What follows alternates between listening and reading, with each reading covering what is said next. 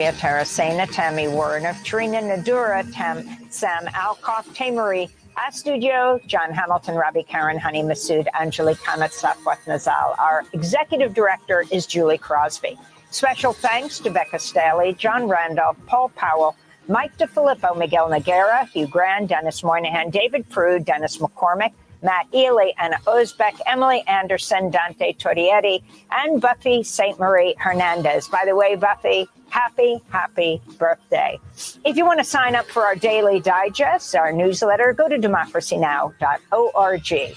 I'm Amy Goodman with Juan Gonzalez. Thanks so much for joining us. The viewpoints expressed in this program are the opinions of the people expressing them, and not necessarily those of Fresh Air Incorporated, its staff, or its board of directors. Hi, this is Al McFarland, host of The Conversation with Al McFarland. You're listening to 90.3 FM, KFAI, Minneapolis.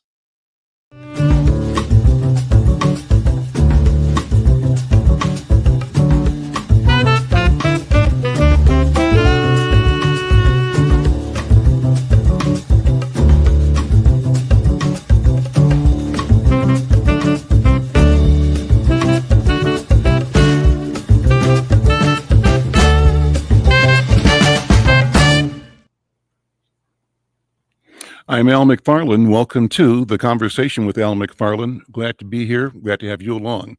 This week continues our special George Floyd Week live from George Floyd Square broadcast. We're commemorating the event that shaped this community and shook the world. We're pleased to have guests here in studio to reflect on the memory of George Floyd, the memory of the incident that has impacted our communities in so many ways. We want to begin today's conversation with a special guest, and that is the governor of Minnesota, Governor Tim Walz. Governor Walz, are you there? I am, Al. Thank you for having me, and thank you for... Let me turn my volume up so that I can hear you. Now this might, hold on a second. Oops. Are we getting the feed through the governor?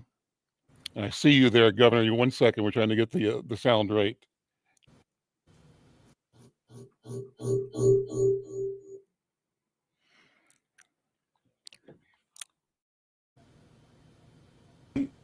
Bernie, can you tell me?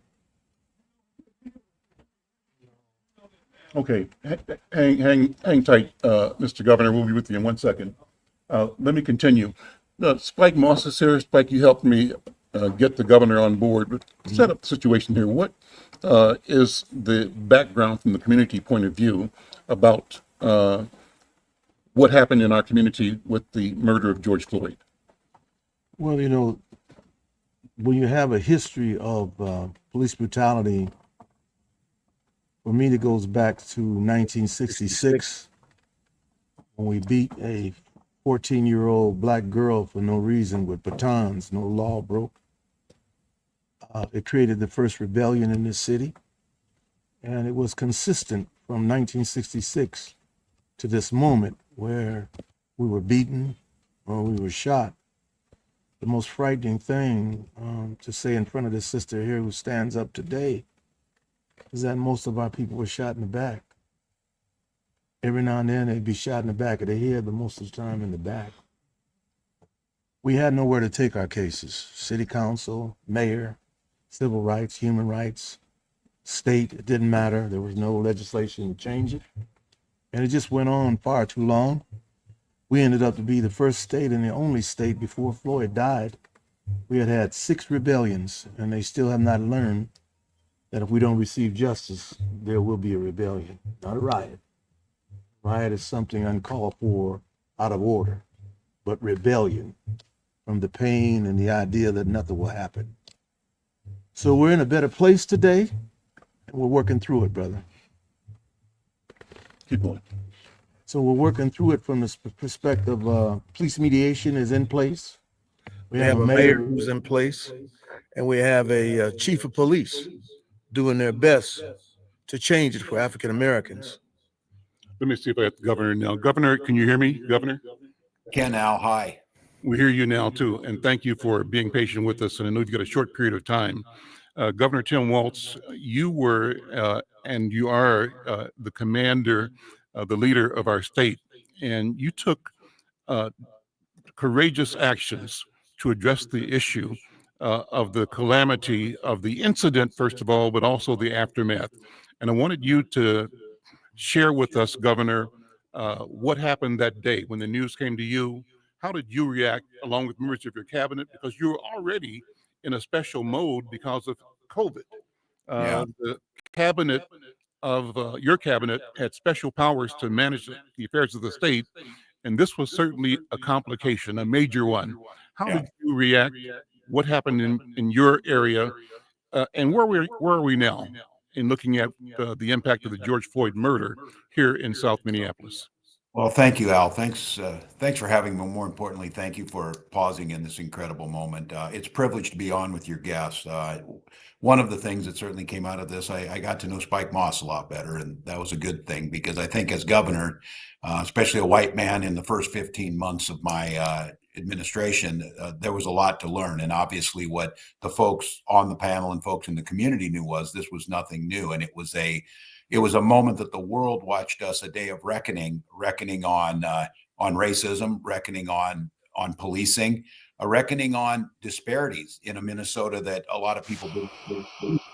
And I think for me, in those moments, early on, it was about the response to, as you said, that some of, some of the folks where Spike mentioned who weren't out there to working through the technology.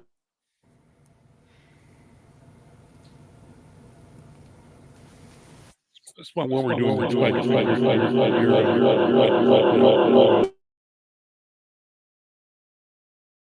next step was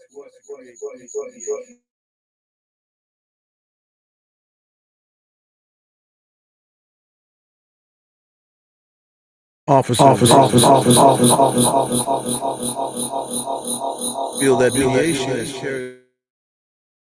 We can make the next steps as long as it's continually to be respected. We could make the proper changes because they have the right to speak to the chief. The chief is willing. The mayor is now willing, and we can make the necessary changes that I thought would never come in the Twin Cities. Let's see if we can get back to the governor. Governor, let's try to get that feed again. Can you hear us, Governor? I sure can. Can we put the governor in the monitor, Bernie? We don't have the governor here.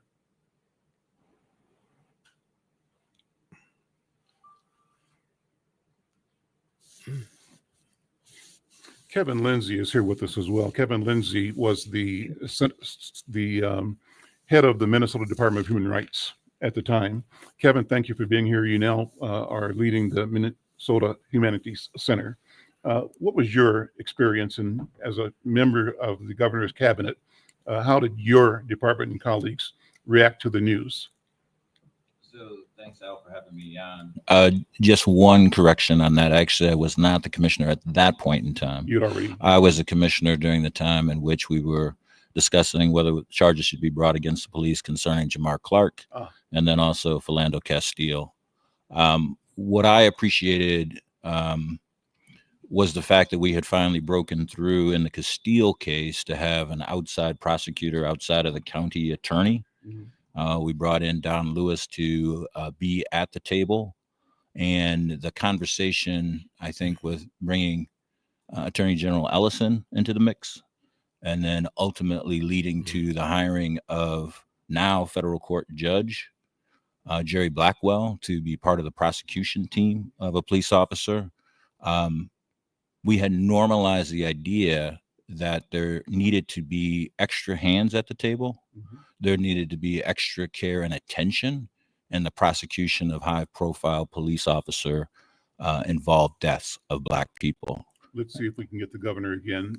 Bernie, can you bring the mic up here for the governor so that we can hear? Governor, can you hear us okay? I sure can. And we're not hearing you. We see you on the live stream. We're not hearing your voice yet.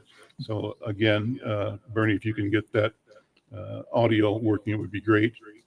Kevin, and so keep going. Just Well, we had conversations about the difficulty of just getting information from the police department in the Jamar Clark case. The individual who was leading the police union was being very difficult in providing information to allow that case to be prosecuted in an expeditious fashion. He continued.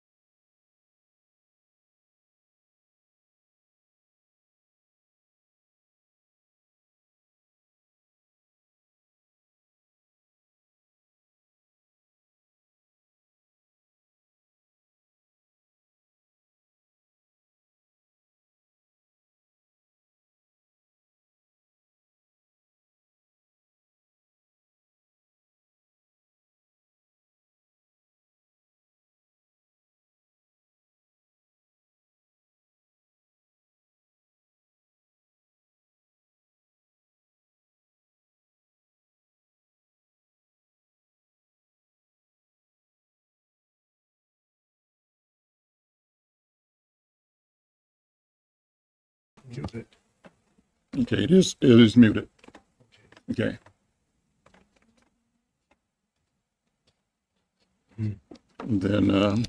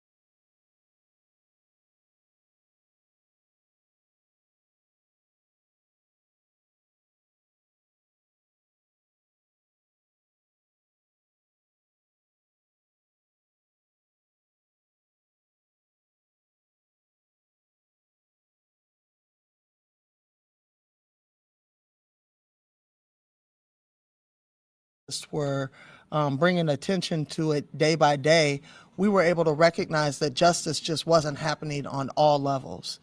And so I think that that's really across the nation what spewed the Black Lives Matter movement, right? And so, 10, 15 years later, there was a lot of young people who were just fed up. There comes a breaking point in every, I would say, other generation or every generation, right? Where people are just fed up with the consistent abuse of their communities. Where we were at 5 years ago, I think it's a lot of, for me, I think it was partially an illusion. For me, I thought we were at a place where we were getting justice. We won the case. That was unprecedented.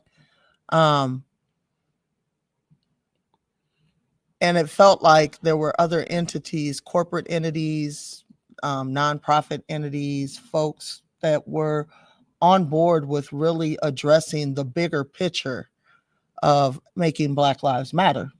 Because we know it's police accountability, but we also know that there's a lot of other factors tied into that, hence me being on the St. Paul School Board, right? I'm on the school board because it all starts there. When we don't teach kids how to read, then they make bad choices in their young adult ages and they get over criminalized, right? And so there was a bigger picture that seemed like it was getting addressed. And I feel like there's been a lot of withdrawal on that. A lot of folks who didn't step up and say what they were going to do. Our police departments, I think they're continuing to be more and more funded. And I understand inflation because, again, I'm on a school board, so I watch big budgets all the time. I understand inflation. I just don't understand why we're backtracking away from community safety programs that have been in place and may have been successful or unsuccessful. But the reality is that police departments have been into play for hundreds of years, and we don't immediately just stop using those when they're unsuccessful.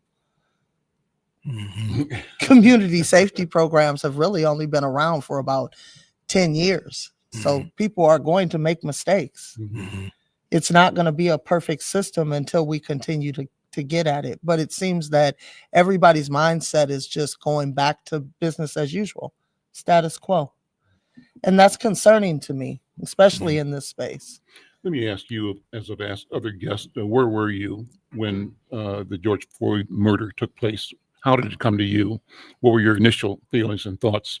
And how did you move from that moment into activism and describe the genesis, the creation of Black Lives Matter Minnesota? Yeah. Did it exist already, or did it come out of this? Yeah. So I started organizing probably the summer before Jamar Clark. Okay. And I went to the National Black Lives Matter conference in Ohio that August. And that's where I kind of got tapped into Black Lives Matter and organizing in community, mostly because I was working in special ed. And when I saw it kind of starting to shake a little bit, I was interested.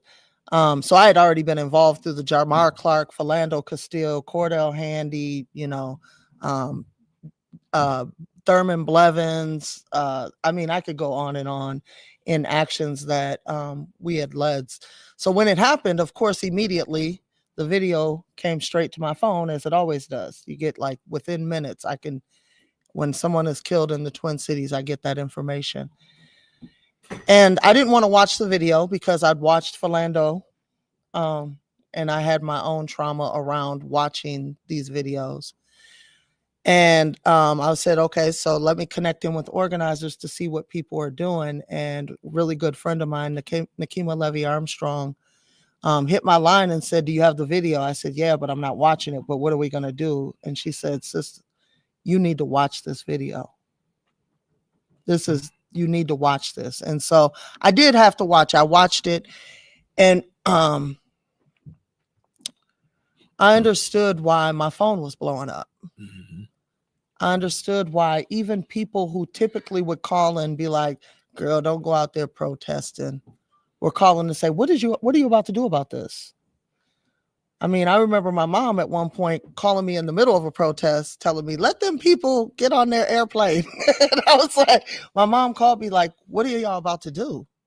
And I said, well, it seems the community is way more riled up than what we can handle. I guess we're going to go and try and channel some of that energy. And channel some of that energy through protest. Channel some of that energy by giving people a voice. Help to shape the narrative that seems to get buried if we don't allow the community to have a voice. And so get out into community. And so immediately, of course, I went to 38th in Chicago and started having conversations with folks and mobilizing for direct action. A lot of people were concerned that in the reaction, the aftermath, corporate, government, community organizations wanted to do something to provide resources. What happened here in Minnesota with Black Lives Matter? Did resources come, and have they been utilized to support knowledge, awareness, community organizing? Are the missions that you established being fulfilled? So the Black Lives Matter Minnesota and Twin Cities, neither one of them are nonprofits and neither one of them collect funds. We do that intentionally. It started off really just through the Philando occupation, which is where I kind of took lead in the first place. And I learned that if you don't collect funds into the organization, they put money into the people's family. Hence, now you see there's a memorial for Philando Castile. There's bills that pass for Philando Castile, right? There's his name is out there. Another piece of that is just in organizing is if somebody comes and tries to hand me $60 to get tarps or whatever it is we need, and I tell them, no, I'm not going to take the money, they go to the store and spend $100. So it works out better for me to not take the money in an organizing sense. And so that's something I learned during the Philando Castile occupation. And so we never had a mechanism for collecting dollars here locally. There were some BLM Minneapolis organizers from the Jamar Clark days who went national right after Jamar Clark and really haven't been on the ground in Minneapolis and resurfaced as Black Visions Collective. We don't have any affiliation with BLM Minneapolis. We don't have any affiliation with Black Visions Collective, but yes, they did collect an abundance of money that I'm still trying to get accountability around how they determined where to distribute it and how it distributes into community. Only real clear paths I see really is the Open Road Fund. I see a few different foundations that have gotten some dollars for some justice funds. I think a good chunk of money went through Minneapolis Foundation. Some of it remained on a national level. And there's a BLM grassroots group who actually Dr. Melina Abdullah, who ran for vice president with Cornel West last year, is the lead over that. But she's now reorganizing that to really tap in with all the BLM grassroots organizations like ours that never really connected on that national level. The ones that disconnected from that are now what's called, I think, BLM Global or something. Mm-hmm. I'm not one that likes to really, I don't get into that because I'm too busy working for the people. And so I don't have time to chase the dollars. I just hear about it because BLM's name is tied to certain things. Mm-hmm. But that's, from my perspective and where I stand, I'm frustrated that all of those resources were given to address police accountability here in Minneapolis. And I even have these conversations with the current Black Visions Collective, who apparently have gone through all new leadership, in saying, how are your dollars impacting police accountability in Minneapolis right now? Let's come back to that. Thank you so much. I'm Al McFarland. This is The Conversation with Al McFarland. We're broadcasting live in South Minneapolis. We're at the Worldwide Outreach for Christ Church at 3808 Chicago Avenue South. Thanks to Pastor Curtis Farrar and his wonderful team for making this facility available for this conversation live from George Floyd Square. I want to continue with my next guest, Steve Floyd, and we'll all come back and talk more. Steve Floyd is one of the leaders. He's one of the co-founders of the Agape movement. Steve, welcome. What is the Agape movement? And do that, but also reflect on George Floyd in terms of your own personal life, your experience, and where we are now. Okay, thank you, Al. First of all, the Agape movement. The Agape movement started over 40 years ago. I was working at the City Inc. with Spike Moss.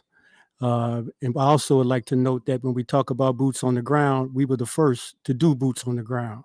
We was the first to come up with the avenue of working with the police officers, even to the point that the chief signed badges that we could intervene when we saw things happening. So we was the first of a lot of that to think of it in Minneapolis. And from there, it just went, wow. And everybody pretty much took over. And so I came from that point as far as doing outreach work with gangs. It's been over 45 years now. As far as the Agape movement, Agape has been around 40 years. We started Agape doing high school and middle school assemblies just to put the word out and educate people on what unconditional love was all about. And from that point, a lot of the gang members, through the relationship that we had built through working at the City Inc. and at-risk youth services, which Spike had managed, relationships were built. And so after all of the assemblies, we did all of the high schools, all the middle schools, whole school assemblies expressing agape love and talking about the meaning of unconditional love and what it means in our community. From that point, a lot of the gang members, we built relationships. We started Champions of Agape.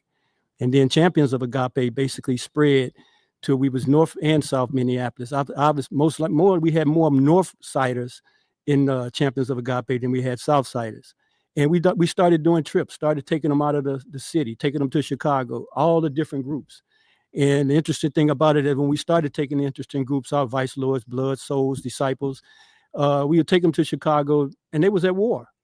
But when we come back, it was a scene like Remember the Titans, guys hugging each other and appreciating each other. And guys who were kin and were relatives realized that they were going against each other. And so that piece started. And then we basically went on with life skill teaching and, relationships building. And then it kind of like phased out. I traveled out of the country and went out. And so then that brings us to George Floyd. Mm-hmm. When George Floyd was murdered, I I was actually at home, didn't know anything about it until I started getting phone calls at 12 and 1 o'clock at night, because my last name is Floyd, and was asking me, was that my relative? And I was like, who, what? And I got information, and that is not. And then the video was sent, and then I saw the video. And then from there, I got a call from downtown to be at the city hall, along with Spike and a lot of other leaders, to deal with the chief. And from that point, I felt that I was in, because when the chief came in and definitely wanted to know how to deal with this, I think it was Spike to say, hey, we got to fire the police. And that was the next steps that went. From that point, I got back out here on Chicago Avenue, and then all the old gang members came, and they basically asked the question, Steve, can we do agape? Can we do agape? And I said, yeah, you can do agape as long as you all not BSing at night, because you got to understand what agape means. And I told them straight up, I'm not going to allow it if y'all going to be out here doing what y'all so-called security and then out here at night doing stuff. So we agreed to that. And then I basically started leading it and basically talking about the function and how we have to function as a Black group in this community. And, it was basically basic teaching, and it began to grow from there. And from that, we basically did outreach around in this area. It was gunplay every night. People all talk about abolishing the police and getting rid of the police, but what we experienced within a year of no police, we wouldn't want that. If we did, we want good police that's going to be in our community that we know. That was our statement. And from that point, we just build, and then a few people got murdered. We could hear rapes happening. You couldn't go near it because they would have guns and people would be standing there. Out in public? Well, yeah, you can hear the screaming. It was crazy. And it was gunplay every night. See, something was happening. Somebody was coming in here doing things, and we had the Agape House. We have the Agape House, and that allowed us to kind of keep a lot of the things down. One other thing I like to point out, that it went national, that President Trump said that he had to send in the National Guards. National Guards didn't have nothing to do with anything that was going on. Only thing the National Guards was used for was to protect the spaces for the fire department to put out fires. That was it. But it was used publicly and politically to say that nothing was being done. And we was out there every night from the start, till 6 o'clock in the morning when people decided to go in. And it wasn't until all of the police officers was arrested that the violence stopped. And most of the violence that we realized and talked about was done from the Boogaloo Boys, who came in from other states and started everything going, even to the fact that Agape started doing investigation. Boogaloo Boys is a white group. Yes, yeah. White groups from all over, some that hate the police, some hate government, some love Black people, arsonists. All of them is an organized group that come in together and to take over and impact a city. And from that point, that's when, we started the patrol and things started to pick up. And, from there, we built to protect this whole community. I'm going to come back and do more. I'm Al McFarland. This is The Conversation with Al McFarland. We're broadcasting live in South Minneapolis from George Floyd Square. We're at the Worldwide Outreach for Christ Church at 3808 Chicago Avenue South. Thanks so much to Pastor Curtis Farrar for making this wonderful facility available. Thanks to all of our broadcasting and streaming partners as well. As you know, you may be listening to us on KFAI FM 90.3 here in Minneapolis, or anywhere around the world on kfai.org. We are also streaming on the YouTube channels of the Black Press of America, Black Press USA, on Inside News's YouTube channel, Inside News MN. We're also streaming on our Facebook pages and on LinkedIn. Fortunately, and we're so proud to be in connection with two of the major community television resources, SPNN, St. Paul Neighborhood Network, and Speak Minneapolis. So we're live broadcasting to those television channels as well. I'm going to take a break and listen to Ryan Listman, who created a wonderful anthem song, Enough is Enough. Ryan, can you do that?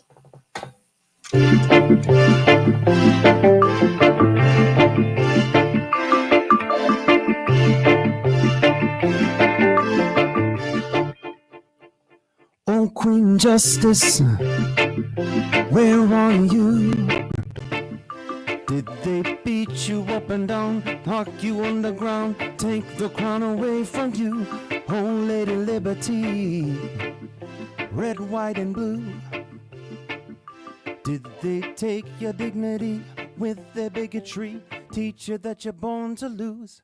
Free or guilty, it's gonna get filthy. Better believe, roll up your sleeves. It's gonna get rough, it's gonna be tough. We all agree, we've had enough of all the rules you're breaking, of all the money you're making. No more life gets taken. This is a proclamation. 400 years and we're 400 late. Together we stand from state to state. Going back in time won't make America great. We need justice now and the people won't wait. Action, no more distraction. Every step we take we gain traction. If it can happen to one, it can happen to all. United we stand, divided we fall. Free or guilty, it's gonna get filthy. Better believe, roll up your sleeves. It's gonna get rough, it's gonna be tough. We all agree, we've had enough of all the rules you're breaking, of all the money you're making. No more life gets taken. This is our proclamation. We've had, it's gonna get, you better believe, it's gonna be tough. We all agree, we've had enough of all the rules you're breaking, of the money you're making. No more life gets taken. This is our proclamation. Trayvon Martin, Tommy Rice, Michael Brown, and Eric gonna pay the price, yeah. Philando, Rihanna, George Floyd. We've had enough, so many gone. How can we fill the void? John Crawford, I know you've heard. Sandra Bland, come on and take a stand. Shondell, what the hell? Freddie Gray, did you hear what I say? Yeah, we've had enough. All right, Ryan, thank you. Ryan Listman. I'm Al McFarland. This is The Conversation with Al McFarland. We're streaming live, broadcasting live from George Floyd Square. We are pleased to be at the church here on 3808 Chicago Avenue North, Avenue South, Worldwide Outreach for Christ. Pastor Curtis Farrar, thank you for making this space available, and thanks to all of our partners who are using their platforms to create this conversation. I want to come back to you, Kevin Lindsay, and from the policy and from the, you're a lawyer. You were a government official. You run an agency now that's quasi, but you have been at the seat of decision making. So keep giving us the backstory on how our state has reacted. And you started off by saying that you were actually in office at the Human Rights Department during the Jamar Clark incident. How did things roll out forward? Thanks, Al. What I would say, and I'm going to harken back to what Spike started out by saying, is that there's a long history. And it's often said the past is not dead, it's not even past. So the idea that if people do not understand their past, they often will get confused as it relates to how to understand their present. Mm-hmm. And it's also very difficult then to plan a future. So there has been violence within the state of Minnesota toward black bodies. We know our history from the NAACP. The executive director was a young student at the University of Minnesota when three gentlemen, Clayton, Jackson, and McGee, were taken out of a Duluth jail. They were taken to a lamppost, and then they were hung in the middle of the street while more than 10,000 people witnessed it and participated in it. Yeah. What year was that? That was 1920. Mm-hmm. So this idea that you can have pictures taken and people proudly being a part of that, and that going from coast to coast within our country, we've got to own that, is that we talk sometimes about this happening in other places, but it actually happens here in Minnesota. So how do we deal with that racial history? The piece concerning what do we do concerning police brutality, what do we do as it relates to creating pathways forward and building a broader society, a more inclusive society, one in which our children can thrive, that's going to take all of us working together. It's going to take an intentional effort, not just at the state level, but at the county level, at the city level, even within our own community, within organizations working together. That's why John Lewis talks about it's not going to just be one administration or it's not going to be one Supreme Court decision. This is the work of a lifetime. So thank you for having this space to allow us to do it. What did I see in the last 15, 20 years? Mm-hmm.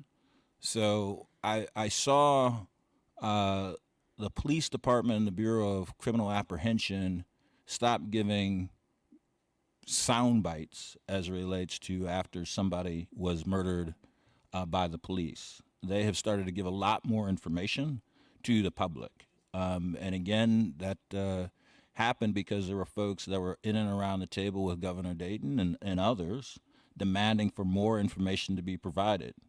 Didn't happen overnight within that, but you could see that from Clark to Castile, and then you saw a lot more information subsequently from the Bureau of Criminal Apprehension.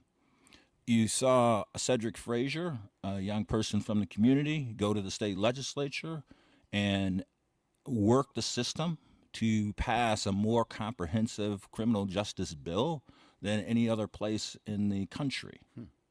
We're very thankful and fortunate that we were able to secure an African American to become president of the Minnesota Senate, which also helped within that space.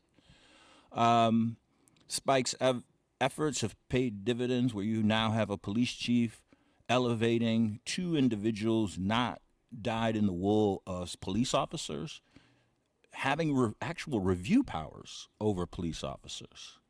Now, we can't get this twisted that there aren't other forces out there trying to do us wrong. Specifically, we have a president which is talking about doing away with all consent decrees throughout the entirety of the country. We have a dismantling of the Department of Justice at a national level. So there is going to be time for us to really lock arms, be intentional, and continue to strive and advocate. But let's not forget the advances that have been made locally on police reform related issues. The last thing that I will say is just about education and history. So you made mention that I work at the Minnesota Humanities Center. It's clear throughout the course of our history as a country that there are periods of time of Reconstruction in which the effort of folks that want to continue a caste system, and thinking about that song of always keeping black folks at the very bottom of that caste system, and that we have used the media, we have used churches, we have made sure that our kids understand the ancestors' journey going forward. And it's really important to come back to that history and not allow people to erase us. So I'm thankful for all efforts which are being done, all throughout our community, college, high school, local community, mom and dad at the table. That's really important for us to do. Kevin, those are wonderful comments. One concern that is in the media right now, even the Star Tribune is running a series on George Floyd Week. But the kernel that I'm taking from that is that there is a consistent and pervasive rollback. The companies, the businesses that were making commitments to be present and to use their voice, their platforms, and their resources to move towards justice seem to be at a pivot now and have decided to wait or to back away. What do you think about that? Does that sound right to you? What comments do you have about that? There's no doubt that there are companies that were eager to identify that they were very supportive of the African American community 5 years ago after the death of Mr. Floyd, who now are acting in a way in which they're rolling back their DE&I policies and practices, departments that were identified to ensure contract supplier diversity existed, to ensure inclusive workforce existed. Those have, in many instances, have either been eliminated or greatly reduced. There's tons of information to support that, so we know that that's going on. Now, I do want to say there are some companies, not as many as we would like, that are saying that they aren't going to turn around. They aren't going to shy away from leaning into this space. We've got a large narrative going on here within the country. It's often talked about the moral arc of justice. Is it bending toward justice? The moral arc of the universe bending toward justice, or people bending it the other way? We've got to figure out how to have more people bend that arc toward justice at this particular point in time. I'm hopeful, but I am not naive that there are folks that plan every day as it relates to try to bend it the other way. Let me share some notes from a Star Tribune article that I feel was pretty impressive. I'll do a little of it. One of my neighbors was featured in a photograph, and as one of the speakers, Crystal Porter, who is the executive director of the West Broadway Business and Area Coalition. But the article was published the 20th, yesterday, in the economy section of the Star Tribune, and I'll just read a paragraph or two of it that we can respond to. And it leads saying that despite the 2020 promises, a national backlash has slammed the brakes on investments aimed at narrowing socioeconomic gaps. For all the fear that defined the early days of COVID-19 pandemic, Crystal Porter has never been less afraid, the article says. She says government support from eviction and well, take that back. The message is that during COVID, she was less afraid because people were looking at taking care of each other. She said government support from eviction and foreclosure, moratoriums to unemployment and stimulus checks meant there was a safety net where there hadn't been before. For the first time, Porter, who's executive director of the West Broadway Business and Area Coalition in North Minneapolis, said she wasn't worried about losing her house. That's during the pandemic. Quote, there was no fear of being evicted. There was no fear of losing your home. There was no fear of losing your job because you probably already lost it or you were already on unemployment, she said.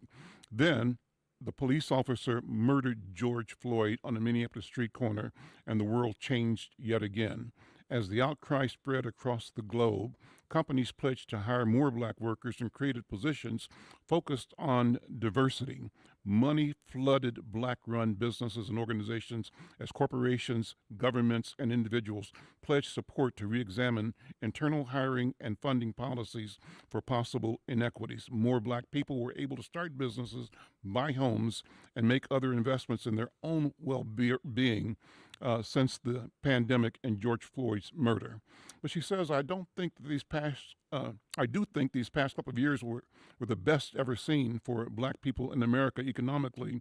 But she also said, we knew this is not going to last forever. It's going to dry up. 5 years after Floyd's death, a national backlash has slammed the brakes on investments aimed at improving deep-seated socioeconomic disparities. And I'll close with this note.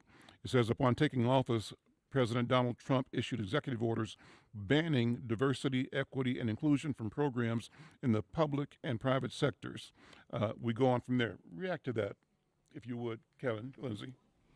So I think, again, so if we take a look at the country's history, so one of the things that the Minnesota Humanities Center does is that we host Juneteenth activities. One of those activities is a Juneteenth film. Within the film, we have an opportunity to interview Brian Stevenson, Judge Jerry Blackwell, and Professor Duchess Harris. So within the film, we talk about what happened after the end of the Civil War and the passages of the 13th, 14th, and 15th Amendment. And during the first period of Reconstruction, you have African Americans actually being elected to Congress. You actually see economic development happening within our country. But then it's followed by what can only be described as a racist backlash. So this Judge- isn't new. This cycle is not new. No, Judge Blackwell talks very eloquently about a coup in Wilmington, North Carolina. So this idea of racial intolerance and hatred toward individuals who are only seeking to really participate in the American experiment of democracy. So again, we can flash forward to other times in which there is progress being made in the African American community, and then racial backlash comes back. So I think what's really important for us at this point in time is to draw upon those lessons, to share with folks that don't know so they don't have the excuse of not knowing, and then really calling the question as to, aren't we better than this? What President Trump is doing now is really no different than what we had with the birth of a nation in the 1910s. I'm Al McFarland. This is The Conversation with Al McFarland. We're broadcasting live from George Floyd Square. We're at the Worldwide Outreach for Christ Church at 3808 Chicago Avenue North, and we're glad to bring this program to you. Spike and Chantel, let me ask you to weigh in here again. So promises made. Spike, you mentioned that we have leadership in political places that is committed. The governor was here at the beginning of the program. You've mentioned the mayor. Where is the commitment lacking? Do you see things being pulled back, or do you see a process that is going to move us towards more of our people being engaged in our own voice, in our own right, and having access to the resources to create the healing and the change we need? You famously used to, among other things, promote the idea of fair share. And you say, you've always said economics is at the core of everything, but the change has to reflect economic change as well. Where do we stand now? What was made sort of laid bare in terms of the schism for opportunity and power by this incident here at 38th in Chicago, the murder of George Floyd, and how have we been able to move, or how must we move to empower our people to lead productive, healthy lives that they can afford? What do you think, Spike Moss? Well, first of all, being the only state and the only city that had 6 rebellions before Floyd died, after each rebellion, a guilt trip took place. And they brought some crumbs to the black community. Those crumbs have nothing to do with the fact that redlining is illegal. And for generations, these banks that redline against our right to have homes and businesses, no one's ever went to jail. Not the president of the bank, a board of directors. If you can't get the money to build your world inside this world, you can't change your life. You also, across this country, not just Minnesota, you don't allow the black community to have industry. You take it miles away from them, where you can't even walk to work to get the kind of money it takes to have a home and a business. So when you understand that, when they did that study, the 5 worst states in America, and they say number 1 is Wisconsin, number 2 is Minnesota, number 3 is Iowa, number 4 is Illinois, and number 5 is Michigan. That means that the Midwest is worse than the entire South that's supposed to be the worst. But also they did a study that said the banks in Minnesota discriminate more against African Americans than all the banks in America. So when you got that mentality, I'll give you a little money to get you to stop, but that's not money so you can have a better quality of life and that you can move forward as a people and have your share. Think about this, Al. Mississippi is the brokest, backward state in the United States and has been for decades. I used to say on KMOJ, Minnesota's Mississippi up north. I had to apologize and stop that, because Mississippi blacks own more land than blacks in Minnesota. Mississippi blacks own more homes than blacks in Minnesota. Mississippi blacks own more businesses than blacks in Minnesota. Mississippi blacks have more black kids go to school and graduate than blacks in Minnesota. Mississippi blacks have more blacks go to college and graduate than blacks in Minnesota. Mississippi is ahead of us, is broke and backwards as it is. That means that the racism here is 100 times worse than anywhere else you go. So along comes a conspiracy, which is the reason I asked for a fair share. A conspiracy to keep you from being successful. I don't want you in business. I don't want you on a decent job. I don't want you in a decent home. I want you in the penal institution called prisons. I got a place for you in Minnesota. And that's what I want for you. When you speak of the police, he was very, very accurate. Think about something as easy as this for this young lady here standing up for us. What about a contract that says you're going to investigate this white individual who's getting ready to be a policeman? You're going to know, does he belong to skinhead, the Aryan race, the Klan? You're going to know his background rather than hand him a badge and authority and put him in a black community to do what? Oppress, be abusive, murder. When I said, I think they do know their background. Out of all my murders since 66, for the brothers and Native Americans who survived that were beaten, I wish you could have seen them. It took staples to close their wounds, not stitches. Staples. You see them face down under the bridge with so much blood that the mud is bloody mud all around them. And they leave them there for dead unless they decide to take them to jail. But we knew then in the police department, 3 white males said to me, Brother Spike, if we tell you something, will you agree not to tell on us? I said, what is it? He said, it's very important to you. I said, what is it? Too many policemen come into the courthouse in downtown Minneapolis and bring their Nazi uniforms with them. Can you go look into it? I went down there and asked the chief. He said, that's not going on here. But because it's you, Spike, I'm going to go down and see. Now listen to this conversation. I didn't find a lot of them. I only found 3. But I went to those 3 men and they gave me their word they won't bring the uniform back to work. I said, the uniform back to work, but you bring the Nazi attitude back in the black community? This is what we're dealing with. So you had a union that backed the madness, you had every chief back the madness, and then you had the city council back the magic, and then you had the mayor always backing the madness, then you had the governor backing the madness. Every generation, no civil rights, no human rights, all paid to take care of our rights. Not any ever stood forward. How could you lay down when every one of my clients that look like me got a hole in the back or a hole in the back of their head?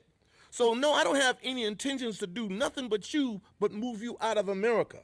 Trump said 2 days before he was elected, brown people will poison white blood and African people will too. The day before the election, he said, look at my beautiful skin. Ain't it beautiful? Ain't it pretty? That's Hitler talking about the Aryan race, white skin, blonde hair, blue eyes, and that's his #1 hero. So when white America saw him coming with that conversation of what he's going to do at the border, they hurry up and jumped on board and the country went red, because make America great again for them is white privilege again, that I can lynch you and go home with my family and no consequences. They want white privilege back. So spending some money on a guilt trip has nothing to do with the money that needs to be spent so people can have a better quality of life. We're the same people, and I just said to her, we ain't got no business running around the world trying to be morally correct with anybody, because we ain't never been morally correct. We ain't never been decent. He just said down there at the end of the table how they withheld information that belongs to the state that pays your money. And they know the reason they hide the information because, Al, I learned a long time ago, we have men who have full retirement, medical, dental retirement, that have 1, 2, 3, 4, and as high as many different charges against them downtown in that courthouse that have never been dealt with, and walk around here retired with full pension after doing what they did to our men, our women, and our children for decades that I grew up under, what they did to our people. The beatings were ferocious. When it comes to the Native Americans, they weren't shooting them, but they were beating them almost to death. They humiliated them in every way you could humiliate them. Think about saying to the world that we rode around in July with 2 Native Americans locked in the trunk because they prefer to ride back there. Or take a young Indian out of his house in South Minneapolis, butt naked in the winter, take him to St. Paul and dump him in the snow. They like insulting them. Or when we were finding the Native American women hanging at the lamppost downtown Minneapolis, butt naked, upside down, and you wouldn't even investigate. That's the kind of hate we have here that we're dealing with, that I was dealing with the Native Americans for 42 years. And I'm saying that the money pie, first of all, it belongs to us.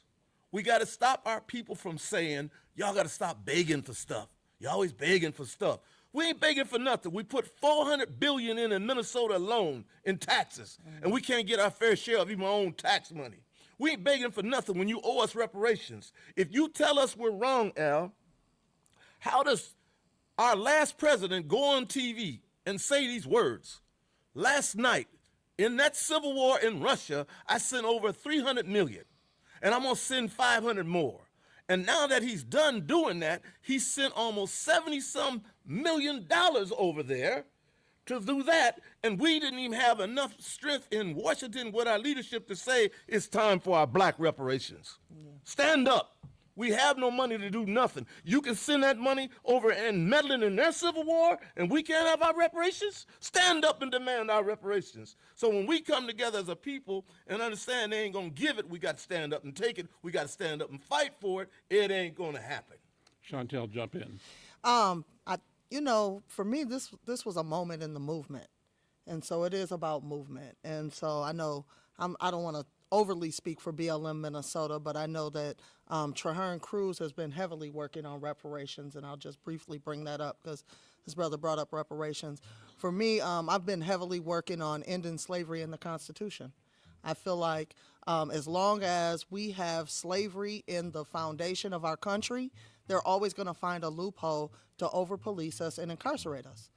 And we see that with what the brother was saying is that every time there's a way to backlash. And the reason why there's a way to backlash is because they still only see us as 3/5 of a man.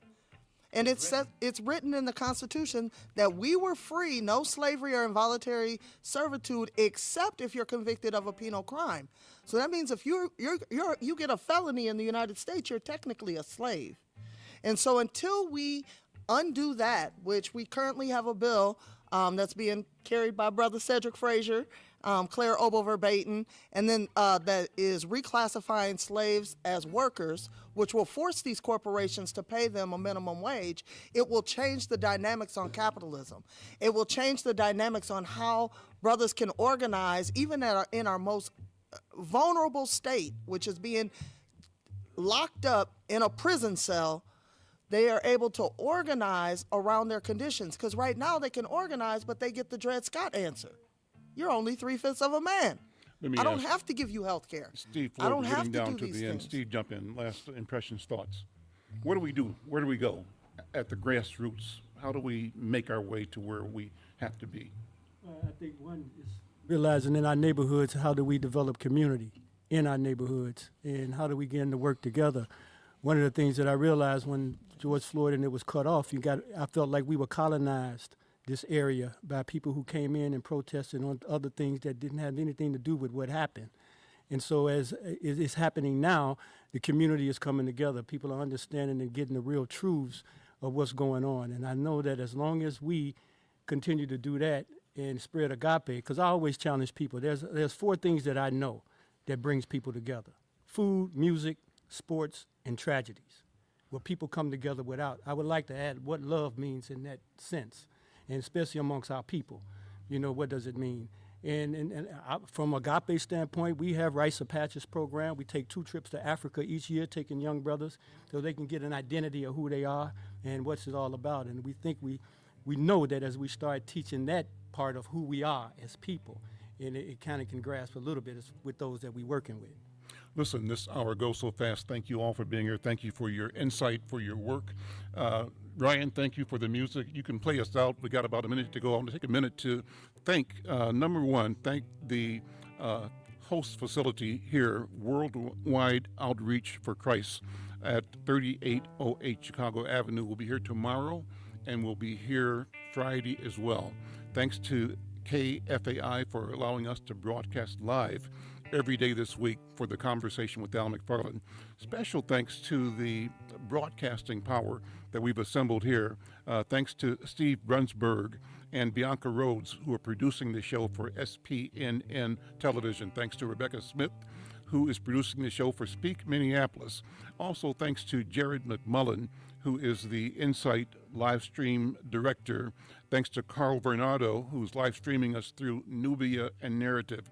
On the ground here, people involved in bringing this quality production to you: Benji Salinas, camera operator; James Harris, camera; Sanaya Bates, camera; Razik Salifullah, camera; and Bernie Pyrek, audio. A special thanks to Deacon Charlie Irons, who made the facility available for us here as well. I'm Al McFarland. This is The Conversation with Al McFarland. We'll see you here tomorrow, live at George Floyd Square. Tune in, drop in. Thank you.